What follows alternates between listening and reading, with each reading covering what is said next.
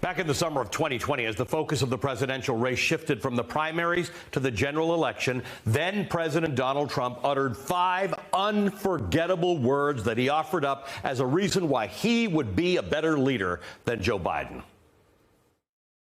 Like you'll go person, woman, man, camera, TV. So they say, could you repeat that? So I said, yeah. So it's person, woman, man, camera, TV. Okay, that's very good. Person, woman, man, camera, TV. I had to look. Trump claimed that being able to remember those 5 words was an example of a cognitive test he had just taken. He said his doctors were amazed that he could recall words and recite them back. Proof, he said, that he was, quote, cognitively there. 3.5 years later, Trump remains obsessed with proving that he's more mentally fit than President Biden ahead of a possible rematch in next year's election. But it's Donald Trump who's been saying more bizarre and confusing things recently that should give all people, including all persons, women, men, those on camera, and those who watch TV, pause. Especially as his super weird rhetoric veers into more dangerous territory. At one right-wing conference, he insulted President Biden's cognitive abilities while in the same breath warning that Biden would lead us into World War II. Call me crazy, but I think World War II already happened. Trump has also appeared to mix up Biden, a self-described old white guy, with former President Barack Obama, a self-described skinny black guy with big ears, at least 7 times during a few different public appearances by Forbes' count. That includes an instant from as recently as last Saturday when Trump was clearly referring to the sitting president but said Obama's name instead. Trump seems to be having trouble keeping his world leaders straight in general. At a rally in New Hampshire on October 23rd, he showered praise on Hungary's authoritarian Prime Minister Viktor Orban, but referred to him as, quote, the leader of Turkey. Maybe that's because Viktor Orban is way easier to say than Recep Tayyip Erdogan, who's actually the leader of Turkey. At another campaign stop 6 days later, Trump this time correctly identified Orban as the leader of Hungary, but then incorrectly said that it bordered Russia. That's Hungary, that's Russia, here's Ukraine in the middle. It's more than 500 miles away from Hungary's eastern frontier. In fact, we sometimes use that border to get into Ukraine, which is a whole big country away from Russia. That blunder happened in Sioux City, Iowa, which Trump repeatedly called Sioux Falls, which is a city in South Dakota, before somebody finally came up on the stage and corrected him. His campaign chalked that up to an error on the teleprompter, and I'll give him that. Then there was this at a rally in Cedar Rapids, Iowa this month. Has anybody seen Silence of the Lambs? Hannibal Lecter, how great an actor was he? You know why I like him? Because he said on television, on one of the, I love Donald Trump, so I love him. I love him.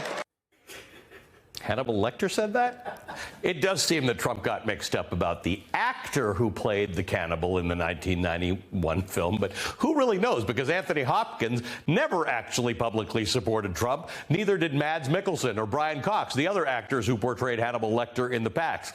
In fact, Cox is on record calling Donald Trump a, quote, effing a-hole and, quote, so full of rhymes with spit. It's easy to dismiss the wide gaps in Trump's logic and his many head-scratching mistakes because of what we've come to expect from him. But even though he can't seem to keep a lot of things straight lately, he has this remarkable ability to echo white nationalist racist rhetoric with pinpoint accuracy. This happened during a speech on Veterans Day. We pledge to you that we will root out the communists, Marxists, fascists, and the radical left thugs that live like vermin within the confines of our country. Like vermin. Trump's use of dehumanizing language is nothing new, but critics and scholars were very quick to point out that vermin is a specific and particularly loaded term with an ugly history. It's a word that was used in a similar context by dictators like Adolf Hitler, who said in 1934, quote, if I can send the flowers of the German nation into hell of war without the smallest pity, surely I have the right to remove millions of an inferior race that breeds like vermin. Hitler, in this instance, was referring to the Jewish people as part of his campaign against them, which essentially paved the way for the Holocaust. Disturbingly, the comparisons with Hitler don't end there. During an interview with a right-wing website last month, Trump said that undocumented immigrants were, quote, poisoning the blood of the country. It's an idea that's lifted straight out of Hitler's book, Mein Kampf. As the fact-checking website Snopes pointed out, Hitler's manifesto included multiple passages that made similar references about how the Jewish people were poisoning the bloodstream of Germany. For example, in Chapter 4, Hitler wrote, quote, it seemed as if some all-pervading poisonous fluid had been injected by some mysterious hands into the bloodstream of this once heroic body. It would be foolish for anyone to give Donald Trump the benefit of the doubt, to allow him to give the excuse of ignorance at this point in his political career. Not after he stood up for the racists and the anti-Semites who terrorized Charlottesville in 2017, and not after he dined with the white nationalist and Holocaust denier Nick Fuentes and the rapper formerly known as Kanye West last year. There are people out there who are watching Donald Trump's actions and listening to the kind of dangerous rhetoric he spews, like David DePape, who was convicted this week for violently assaulting Nancy Pelosi's husband, Paul Pelosi. He testified in court that he was radicalized by conspiracy theories that he found on right-wing media. And here's what Donald Trump had to say about the Paul Pelosi attack earlier this week. You know, we had no terror during my administration. The only terror we had was Nancy Pelosi, who's a crazed lunatic. She's a lunatic. She is a crazed lunatic. What the hell was going on with her husband? Let's not ask. Let's not ask. I'll withdraw that statement.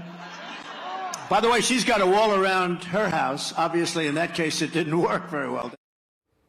He's mocking an attempted killing of Nancy Pelosi's husband.